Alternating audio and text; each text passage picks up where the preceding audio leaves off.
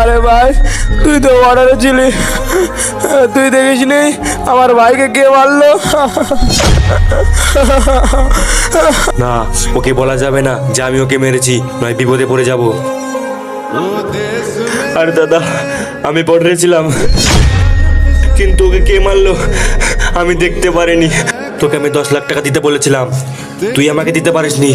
এবার তোকে মারবো, তারপর তোর দাদাকে মারবো। আরে তুমি কিরকম দাদা, সামান্য টাকার জন্য নিজের ভাইকে মারতে চাও?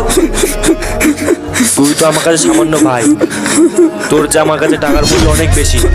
তোকে যদি আমি মেরে দিই, যত সম্পত্তি আছে সব আমার নামে হয়ে যাবে।